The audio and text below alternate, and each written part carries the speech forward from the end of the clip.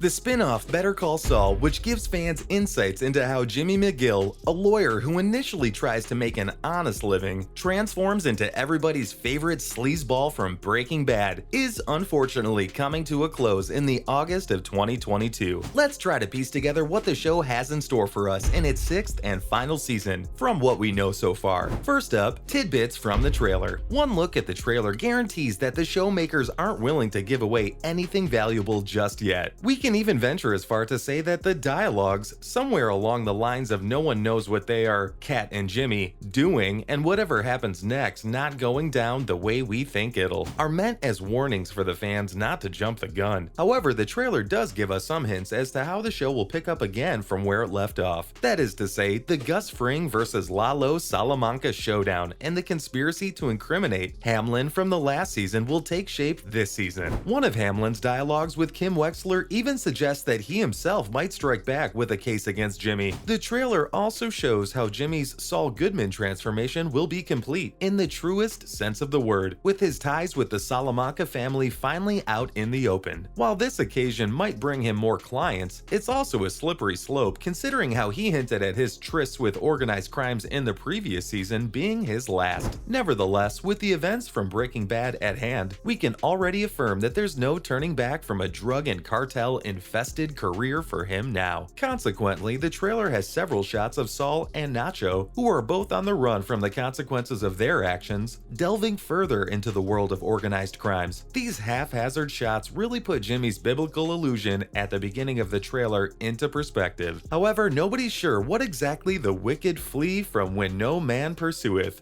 just yet, or for that matter, when no woman pursueth them with questions of morality. Yes, this is a reference to Kim and her currently non-existent moral high ground. Next, Kim Wexler's fate. While we're on the subject of crimes and morality, it's important to mention that Kim Wexler, the show's Jiminy Cricket trying to dissuade Jimmy from his criminal ways, also had a change of heart last season. Kim, who ropes Jimmy into settling the Sandpiper case from the first season, has also come into her own. In simpler terms, and as the co-creator Peter Gould put it in an interview with Rolling Stone, she's no longer playing a mere supporting role or following someone down a road, even though her Breaking Bad has received a positive response. Fans are also worried that whatever it is that Kim's going to get herself into this season, she won't survive. These fears mainly stem from her absence on Breaking Bad, but are also closely tied to the Hamlin and Salamanca angles. Some fans are worried that the Salamanca family might come for her considering she's now married to Jimmy. Bob Odenkirk, on the contrary, has a different theory altogether where Kim survives and may aid Saul's Gene persona post the events of Walter White's death. If the 6th season will go down this road or not is a question that only its release can answer. Speaking of which, the season will be released in installments. Let's find out how. Now let's talk about installments and release dates. In a similar vein as its predecessor's 5th season, or successor if you really think about it, Better Call Saul will also come out in 2 installments. While the first 2 episodes will be released on 19 April, the remaining 5 episodes from the first installment will be aired weekly every Tuesday. To elaborate, the first segment of episodes will end on 10th May. The second part, with the final 6 episodes of the 13-part BCS saga, will start airing on 16 July and finally come to an end on Tuesday, the 16th of August. Although this news has come as a delight to fans who don't want the show to end quickly after a 2-year-long wait, others have expressed annoyance at the way the show's been split. However, some of the speculations surrounding the show's delayed release and split, especially what happened to the show's star Bob Odenkirk, might help some fans cool it. Up next, COVID-related hiccups and Odenkirk's heart attack. The show, which was originally going to come out in 2021, may have suffered a few hiccups because of the coronavirus, but it was mainly and understandably delayed because of Bob Odenkirk's heart attack on the sets in July 2021. Odenkirk, who apparently has no memory of how the whole thing happened, has expressed that the long-time plaque buildup in his heart is what led to the emergency. Thankfully for him, he was not back in the trailer when the event occurred, and therefore was able to receive swift aid from the production's medics. The star recalls having no pulse at one point during the emergency and was thankful for his co-stars, Patrick Fabian and Seahorn, being present on the scene during this trying time. Sources say that it was his co-stars' screams that alerted the medical crew, particularly Rosa Estrada, the show's health and safety in charge, and the assistant director Angie Meyer, to what could have very easily been a tragedy. When Odenkirk returned to the sets in September 2021 after making a quick recovery. The showmakers continued recording the scenes with the other actors in the meanwhile. This is why, unlike the 5th season of Breaking Bad, the show has finished filming and isn't being released in installments to give directors time to finish filming some of the later episodes. All in all, AMC hasn't openly expressed why the show's being released the way it is, and all we can do is wait for the show to come out to make more sense of this decision. Is there a possibility for a crossover?